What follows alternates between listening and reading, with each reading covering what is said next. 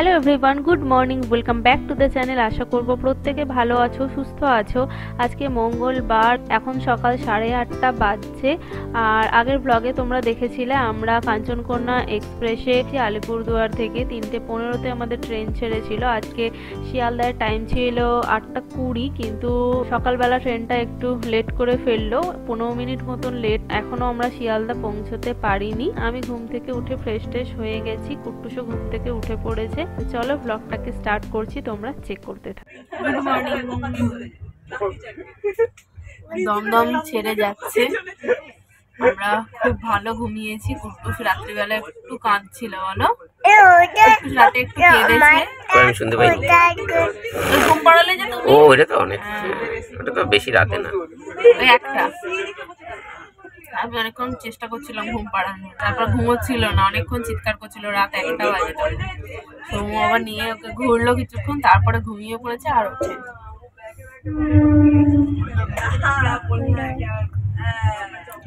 কি যাচ্ছে রে? ট্রেন। দুজনে শুতে একটু অসুবিধা হয়। কুট্টুসকে ওইদিকে মাথা দিয়ে শুয়েছিলাম, আর এই পাশে একটা কম্বল দিয়ে আড়াল করে দিয়ে আমি এই পাশে মাথা দিয়ে শুয়েছিলাম।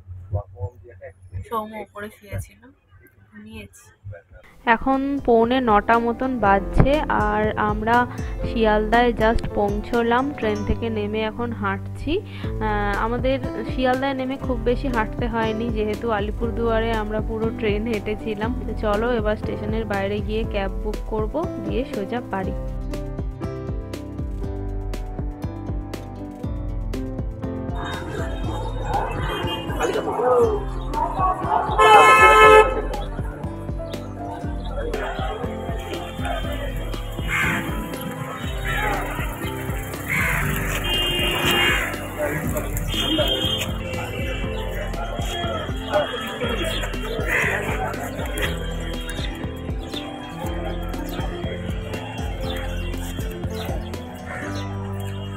আমরা বাড়ির কাছাকাছি পৌঁছেই গেছি।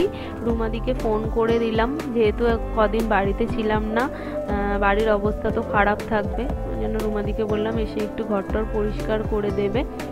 আর আলিপুরদুয়ার থেকে ফেরার সময় আমার এরকমই হয়, মনে হয় কতক্ষণে আমি বাড়ি ঢুকবো, যেহেতু এতটা ট্রেন জার্নি করে আসি, তাই যেন মনে হয় বাড়ি পৌঁছতে পারলে বাঁচি।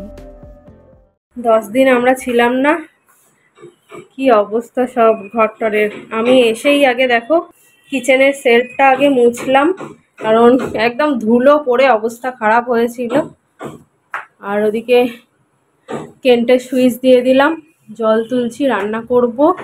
রুমাদিকে ফোন করেছি, চলে আসবে। একটু কলা নিয়ে এলাম, কুট্টুসকে একটু মুড়ি দিয়ে বা ছাতু দিয়ে খাইয়ে দেবো।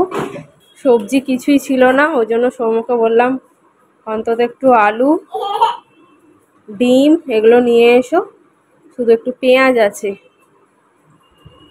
আর সবজি যা ছিল রুমাদিকে সব যাওয়ার সময় দিয়ে দিয়েছিলাম, কারণ যদি নষ্ট হয়ে যায়।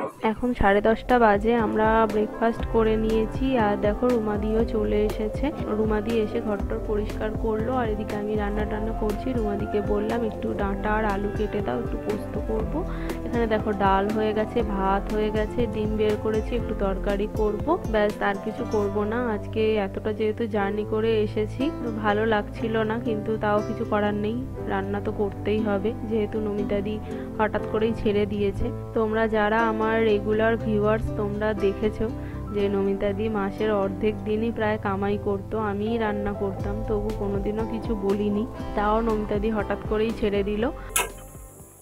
আমাদের জন্য ডিমের অমলেট করে ঝোল করলাম, আর কুট্টুসের জন্য করেছি ডিম সিদ্ধ, আর এখানে ওর জন্য একটু খিচুড়ি করছি। আমার রান্না কমপ্লিট, এটা হলেই নামিয়ে দেব। সৌম্য বানিয়েছিল আম পোড়ার শরবত, আর আমাকে টেস্ট করাচ্ছিল, প্রচণ্ড টক লাগছিল, এই জন্য মুখটা এরকম করছি। রুমাদি ঘরটার পরিষ্কার করে চলে গেছে, আমার রান্না হয়ে গেছে, বলে গেল যে আমি 12টা নাগাদ আসছি, এসে বাসন টাসন ধুয়ে দেব।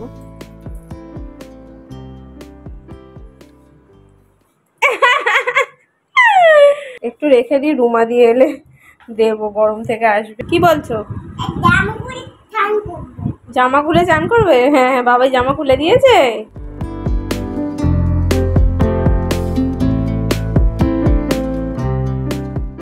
পেঁপেটা ভীষণ মিষ্টি, কিন্তু একদিকটা একটু গলে গেছে, আনতে আনতে মানে ব্যাগে চাপ পড়ে একদিকটা একটু নরম হয়ে গেছে। একদিকটা খাওয়া হলো, আর একদিকটার থেকে একটু নিয়ে আমি মুখে মাখছি।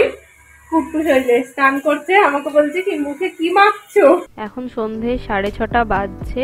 দুপুরবেলা আমরা সবাই খুব ঘুমিয়েছি, যেহেতু খুব টায়ার্ড ছিলাম। 6টার সময় ঘুম থেকে উঠলাম, উঠে একটু চা করলাম। এখন আমরা চা, বিস্কুট, মুড়ি এসব খাচ্ছি। আর কুট্টুসের আজকে সারাদিনই দেখছি খাওয়ার ইচ্ছাটা সেরকম নেই। সেই ভোরবেলা ট্রেনে একটু দুধ খেয়েছিল, তারপর থেকে কিছুই খেতে চাইছে না। দুপুরবেলা খিচুড়ি দিয়েছিলাম, ডিম সিদ্ধ দিয়েছিলাম, সেটাও ঠিকঠাকভাবে খায়নি।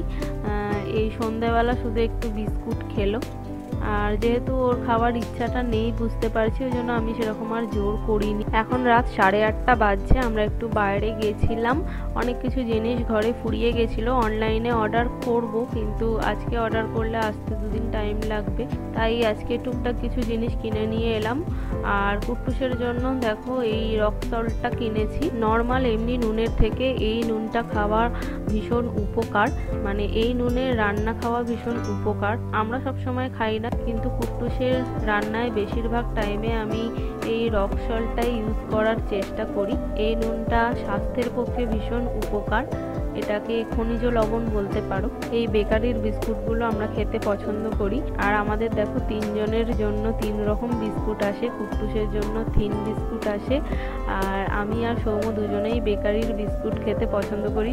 সৌম্য এই বিস্কুটটা, আর আমি এই খাস্তা বিস্কুটটা, এইটা পছন্দ করি। তার সাথে এই কটকটিগুলো দেখলাম, এগুলোকে আমরা কটকটি বলি, জানি না তোমরা কি বল। এটাও আমার ভীষণ ভালো লাগে খেতে, ওই জন্য এক প্যাকেট কিনে নিয়ে এলাম। এখন 9টা বেজে গেছে। কুট্টুসের জন্য একটু সিদ্ধ ভাত বসালাম। চলো এবার কুট্টুসকে একটু খাওয়ানোর চেষ্টা করব, দেখি কুট্টুস খায় নাকি। আজকে কুট্টুসের প্রায় উপোস করেই কেটে গেল।